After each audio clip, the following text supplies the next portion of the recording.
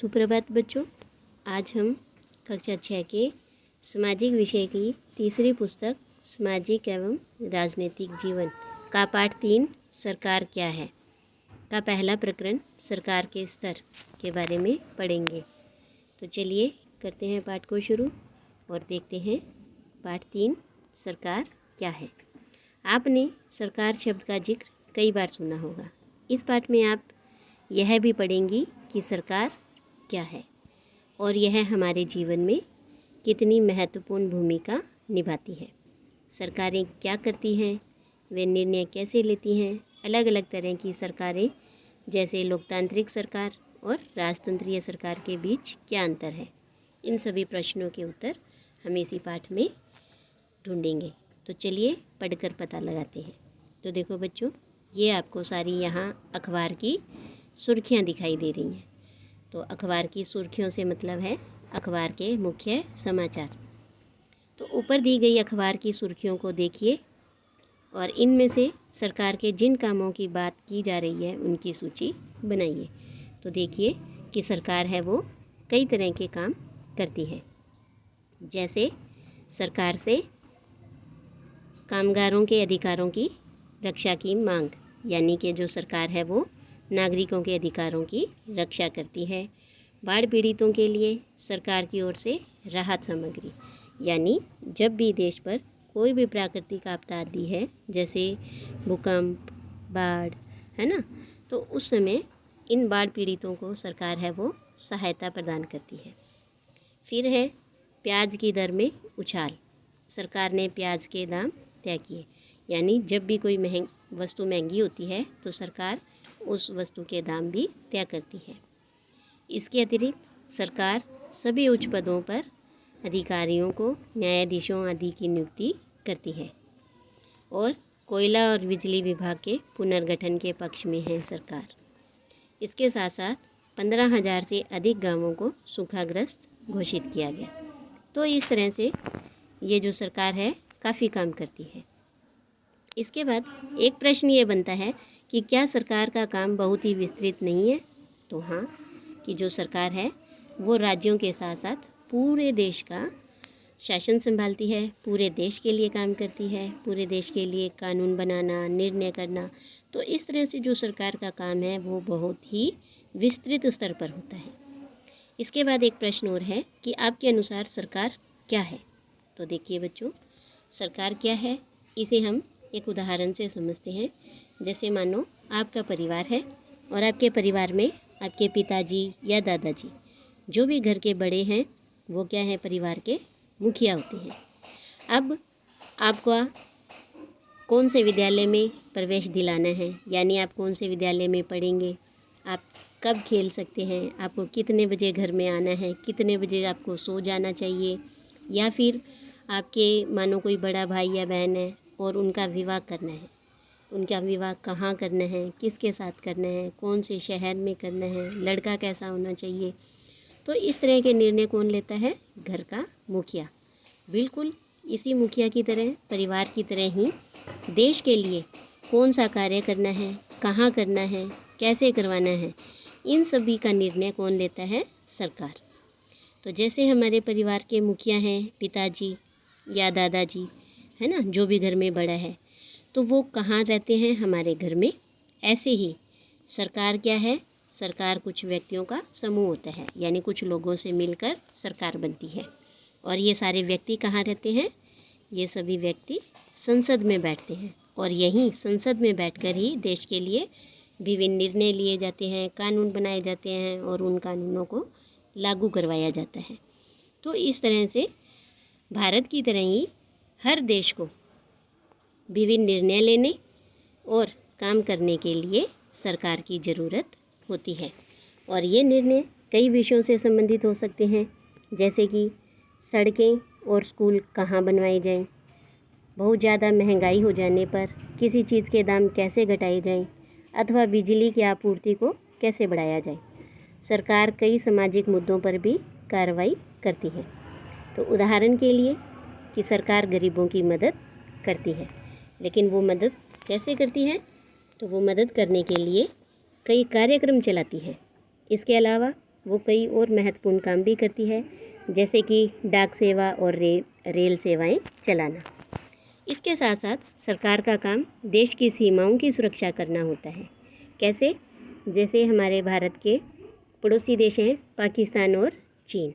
देखो, आपको पता ही है, पाकिस्तान हर दूसरे दिन भारत पर हमला करता रहता है। चीन है, वो भारत की सीमा को अपने देश में मिलाना चाहता है। तो अपने देश की सीमाओं की सुरक्षा के लिए सरकार के द्वारा आर्मी की तैनात की गई है, सैन्य बल रखा गया है। और इन सैन्य बलों के लिए, उनके भौतिक सुख सुविधाओं के लिए, आधारभूत मौलिक सुविधाओं के लिए सरकार है कई प्रकार के काम करती है। साथ ही दूसरे देशों से शांतिपूर्ण संबंध बनाए रखना भी सरकार की जिम्मेदारी होती है। अब इसके बाद है कि इनके साथ साथ उसकी जिम्मेदारी यह सुनिश्चित करना भी है कि देश के सभी नागरिकों को पर्याप्त भोजन मिले, अच्छा स्वास्थ्य सुविधाएं मिले। यानी देश के नागरिकों को आधारभूत सुविधाएं देना, जैसे शिक्षा, स्वास्थ्य, रोज़गार, ये सारा काम भी सरकार ही देखती है। इसके बाद जब कोई प्राकृतिक विपदा घेरती है, जैसे सुनामी या भूकंप, तो मुख्य रूप से सरकार ही पीड़ित लोगों की सहायता करती है। और इसके लिए सरकार, हमारे देश में एक NDRF बनी हुई है, एक ऐसी सेना है जो कि ऐसी प्राकृतिक विपदा के समय नागरिकों को सुरक्षा प्रदान करती है, उनकी सहायता करती है। अगर कहीं कोई भी विवाद होता है या कोई भी अपराध होता है तो लोग न्यायालय जाते हैं। न्यायालय यानी अदालत, ये भी सरकार का ही अंग होते हैं। शायद आपको यह जानकर अचरज हो रहा होगा कि सरकार इतना सब कुछ कैसे कर पाती है और सरकार के लिए इन कामों को करना क्यों ज़रूरी है। तो देखो, इन प्रश्नों के उत्तर ढूंढने से पहले हम नीचे देखते हैं कि ऐसे और भी उदाहरण हैं जो सरकार के अंग हैं, जैसे सर्वोच्च न्यायालय, भारत पेट्रोलियम और भारतीय रेल। ये भी सभी सरकार के ही अंग हैं। इसके बाद देखो कि यहाँ एक प्रश्न बनता है कि क्या आप सरकार के ऐसे कुछ और कामों के उदाहरण दे सकती हैं जिनकी चर्चा ऊपर नहीं की गई है। तो देखो, अभी हमने देखा कि सरकार बहुत से काम करती है, लेकिन कुछ काम ऐसे भी हैं जो यहाँ नहीं बताए गए, जैसे कि नए उद्योगों की स्थापना करना, यानी नई नई फैक्ट्रियाँ लगवाना, कारखाने लगवाना। तो इन उद्योगों की स्थापना करना भी सरकार का ही काम होता है। फिर है दूसरे देशों के साथ व्यापार का काम, उनके साथ हमारे संबंध कैसे हैं वो भी सरकार तय करती है। इसके साथ खेलों का विकास करना, है ना, कि खेल, नए नए प्रकार के खेल हैं, उनको बढ़ोतरी दी जाए, उनका विकास किया जाए, ये काम भी सरकार ही देखती है। अब हम आगे इन प्रश्नों पर बात करते हैं कि सरकार इतना काम कैसे करती है और ये काम करने क्यों ज़रूरी है। जब लोग इकट्ठे रहते हैं और काम करते हैं तो कुछ हद तक एक व्यवस्था की ज़रूरत होती है, और जिससे इस व्यवस्था के तहत निर्णय लिए जा सके। कुछ नियमों की ज़रूरत होती है और वे नियम सब पर लागू होने चाहिए। उदाहरण के लिए संसाधनों के नियंत्रण और देश की सीमा की सुरक्षा की ज़रूरत होती है, ताकि लोग सुरक्षित महसूस कर सकें। लोगों के लिए सरकार कई तरह के काम करती है। वह नियम बनाती है, निर्णय लेती है और अपनी सीमा में रहने वाले लोगों पर उन्हें लागू भी करती है। जो भी सरकार ने नियम बनाए, निर्णय बनाए, उन्हें देशवासियों पर लागू करती है। यानी देश के लोगों को उन नियमों को, कानूनों को मानना ज़रूरी है। इसके बाद हम बात करेंगे सरकार के स्तर के बारे में। अब आपको पता है कि सरकार कितनी सारी अलग अलग चीज़ों के लिए जिम्मेदार है। तो क्या आप सोच सकती हैं कि सरकार ये सारे इंतजाम कैसे करती होंगी? दरअसल सरकार अलग अलग स्तर पर काम करती है। तो देखो, ये स्तर 3 प्रकार के होते हैं। एक स्थानीय स्तर, यानी जैसे गांवों में, शहर या छोटे छोटे मोहल्लों में। दूसरा है राज्य स्तर। आपको पता है जैसे हमारा देश है वो कई राज्यों का संघ है। हमारे देश में 28 राज्य हैं, तो हर राज्य स्तर पर भी काम होता है। इसके बाद तीसरा स्तर है राष्ट्रीय स्तर, यानी जिसमें पूरे देश के लिए कोई भी कानून या नियम बनाए जाते हैं। तो देखिए, सबसे पहले कि स्थानीय स्तर का क्या मतलब है। स्थानीय स्तर का मतलब है कि आपके गांव, शहर या मोहल्ले से है। कि अगर अब जैसे हमारे गांव में कोई चीज़ बनानी है, किसी चीज़ का निर्माण करना है, या कोई मानो विद्यालय बनाना है ना, तो इस सब का निर्णय कौन लेंगे? वो जो स्थानीय स्तर की सरकार होगी वो लेंगे। जैसे गांव में है तो गांव में ग्राम पंचायत होती है, सरपंच उसका मुखिया होता है ना, तो वो निर्णय लेंगे। ऐसे ही राज्य स्तर का मतलब है कि पूरे राज्य को ध्यान में रखा जाए। जैसे हरियाणा और असम की सरकार है वो पूरे राज्य में काम करती है। तो देखो बच्चों, यहाँ आपको एक ये मानचित्र दिखाई दे रहा है भारत का, है ना। ये देखो, अब इसमें क्या है, जैसे मानो हम बात करते हैं हमारे राजस्थान की, तो देखो ये है अपना राजस्थान, है ना। अब देखिए, जैसे हमारे राजस्थान में 5वीं कक्षा और 8वीं कक्षा में बोर्ड परीक्षा लेने का निर्णय लिया गया, है ना। तो वो जैसे वो ये निर्णय है वो यहाँ पर इतने राज्य में ही लागू है। तो ये कार्य हुआ कौन से स्तर का? राज्य स्तर का, है ना। तो ये देश के अन्य राज्यों पर लागू नहीं होगा, क्योंकि राज्य सरकार ने ये निर्णय लिया है, ये कानून बनाया है। लेकिन अगर हम बात करते हैं हमारे राजस्थान के अंदर ही, जैसे हमारा ज़िला है हनुमानगढ़ यहाँ पर, और इसमें हमारे संगरिया शहर के पास ही जैसे अभी रतनपुरा गांव है, वहाँ हमारे ही संस्कृत विद्यालय की को एक भूमि मिली है, और वो भूमि दी है किसने? ग्राम पंचायत ने, कि संस्कृत स्कूल है वो खोला जाए, उस पर विद्यालय बनाया जाए। तो अब ये निर्णय किसने लिया? स्थानीय सरकार ने, यानी ग्राम पंचायत ने, जो गांव के सरपंच हैं उन्होंने ये भूमि है वो विद्यालय के लिए दी है। तो ये हुआ स्थानीय स्तर का, यानी उस गांव या शहर के लिए, है ना, उस मोहल्ले के लिए जो भी कानून नियम बनते हैं वो सारे होते हैं स्थानीय स्तर पर। और राज्य स्तर पर राज्य के लिए निर्णय होते हैं। जैसे ये था 8वीं कक्षा का, या फिर ऐसे है जैसे हरियाणा की ये सरकार है यहाँ पर, और हरियाणा सरकार है सारे किसानों को है बिजली मुफ्त में देती है। तो ये जो निर्णय हुआ, ये जो काम हुआ, ये भी राज्य स्तर का हुआ। ऐसे ही जैसे अब 2000 का नोट था, अभी शुरू हुआ है ना, तो वो क्या नोट सिर्फ एक राज्य या एक शहर में हुआ है?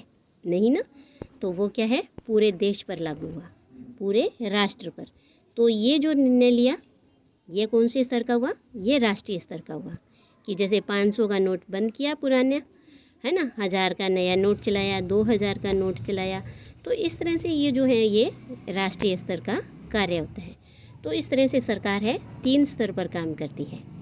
कौन कौन से स्तर पर करती है? स्थानीय स्तर पर, राज्य स्तर पर और राष्ट्रीय स्तर पर। इसके बाद है कि राष्ट्रीय स्तर की सरकार का संबंध पूरे देश से होता है। और इस किताब में आप आगे चलकर पढ़ेंगी कि स्थानीय सरकार कैसे काम करती है, और आगे की कक्षाओं में राज्य सरकार और राष्ट्रीय स्तर पर सरकार के कामों के बारे में हम पढ़ेंगे। तो अभी के लिए तो ये है कि सरकार 3 स्तर पर काम करती है, हमें अभी इतना ही ध्यान रखना है। और इन आगे देखिए, आपको यहाँ एक ये भारत का मानचित्र दिखाई दे रहा है। ये मानचित्र है सन 2011 का। तो देखो, आपको अगर इस मानचित्र को देखेंगे तो इसमें आपको नया राज्य नहीं दिखाई दे रहा है। अभी नया राज्य कौन सा बना था? तेलंगाना। तो देखिए, आंध्र प्रदेश राज्य के पुनर्गठन के बाद 2 जून 2014 को, कब? 2 जून 2014 को एक नया राज्य, भारत का 29वां राज्य बनाया गया था, तेलंगाना। और 31 अक्टूबर 2019 को जम्मू और कश्मीर राज्य को 2 अलग अलग केंद्र शासित प्रदेशों में बांट दिया गया है। तो इस तरह से अब 2019 के बाद से हमारे भारत में राज्य तो हुए 28, क्योंकि पहले 28 थे, तो तेलंगाना नया बनाया तो एक राज्य बढ़ा 29। लेकिन 2019 में जम्मू और कश्मीर इस राज्य को हटा करके क्या बना दिए? 2 केंद्र शासित प्रदेश बना दिए। तो वापस से कितने राज्य हुए हमारे भारत में? 28। और पहले जो केंद्र शासित प्रदेश थे वो थे 7, और अब इनकी संख्या हो गई है 9। तो इस तरह से ये भी सारे निर्णय कौन लेते हैं? किसी भी राज्य का या केंद्र शासित प्रदेश हैं, इनका गठन करना, पुनर्गठन करना, नए बनाना, ये भी सब सरकार के द्वारा ही किए जाते हैं। इसके बाद देखिए, हम बात करेंगे सरकार और कानून के बारे में कि सरकार कानून बनाती है, ये तो हमने पढ़ा, और देश में रहने वाले सभी लोगों को वे कानून मानने होते हैं, ये भी हमने पढ़ा। लेकिन यही वह तरीका है जिससे सरकार काम कर सकती है। सरकार के पास जैसे कानून बनाने की ताकत होती है, वैसे ही यह ताकत भी होती है कि लोगों को कानून मानने के लिए बाध्य करे। कैसे बाध्य कर सकती है? जैसे उदाहरण के लिए कि एक कानून है कि गाड़ी चलाने वाले के पास लाइसेंस होना चाहिए, है ना। आपको भी पता है कि अगर किसी के पास गाड़ी है और अगर हमें उस गाड़ी को चलाना है तो हमारे पास लाइसेंस होना अनिवार्य है। अब इस कानून को मानने के लिए वो बाध्य कैसे कर सकते हैं हमें? तो अगर हम या कोई भी व्यक्ति लाइसेंस के बिना गाड़ी चलाते हुए पकड़ा जाए तो उसे जेल की सज़ा काटनी पड़ सकती है और जुर्माना भी भरना पड़ता है। तो इस तरह से सरकार ने क्या किया कि कानून मानने के लिए बाध्य किया। तो ऐसा ही एक प्रश्न और है कि किसी दूसरे कानून को लेकर यह विचार कीजिए कि लोगों के लिए उसे मानना क्यों ज़रूरी है। तो देखो, गाड़ी की तरह ही ऐसा एक और कानून है मेडिकल स्टोर के लिए। जो दवाइयों की दुकान होती है वो खोलने के लिए भी लाइसेंस होना अनिवार्य है। अगर किसी के पास लाइसेंस नहीं है और वो मेडिकल स्टोर चलाते हुए पकड़ा जाता है बिना लाइसेंस के, तो उसे जेल की सज़ा काटनी पड़ेगी और जुर्माना भी भरना पड़ सकता है। तो सरकार जो कार्रवाई कर सकती है, उसके अलावा अगर लोगों को लगे कि किसी कानून का ढंग से पालन नहीं हो रहा है तो वे भी कुछ कदम उठा सकते हैं। यानी सरकार के साथ साथ लोग भी इन नियमों के पालन के लिए कदम उठा सकते हैं। जैसे उदाहरण के लिए देखिए कि अगर किसी व्यक्ति को यह लगे कि उसको उसके धर्म या उसकी जाति के कारण किसी नौकरी में नहीं लिया गया तो वह न्यायालय जा सकती है और यह दावा कर सकती है कि कानून का पालन नहीं हो रहा है। तब न्यायालय आदेश देगा कि क्या कदम उठाने की ज़रूरत है। तो इस तरह से देखो बच्चों कि सरकार है वो कई प्रकार के कार्य करती है और सरकार ने के द्वारा बनाए गए कानूनों का पालन करना लोगों के लिए अनिवार्य है। इसके बाद हम बात करेंगे सरकार के प्रकार। तो देखो, अभी तो हमने पढ़ा कि जैसे सरकार है वो कई प्रकार के नियम बनाती है, कानून बनाती है। लेकिन अगर हम देखें कि आज से लगभग 200 साल पहले आज की तरह मुख्यमंत्री या प्रधानमंत्री या राष्ट्रपति होते थे? नहीं। तो उस समय कौन देश चलाता था? उस समय राजा होते थे, यानी राजा का शासन होता था। तो और अभी किसका है? अब है जैसे मुख्यमंत्री या प्रधानमंत्री, है ना। यानी अब इनको कौन चुनते हैं? इनको लोग चुनते हैं, जनता चुनती है। तो यानी कि अब है लोकतंत्र और आज से 200 साल पहले हमारे भारत में था राजतंत्र। तो ये सरकार के जो प्रकार हैं इनके बारे में हम आगे की वीडियो में पढ़ेंगे। आज के लिए इतना ही। धन्यवाद।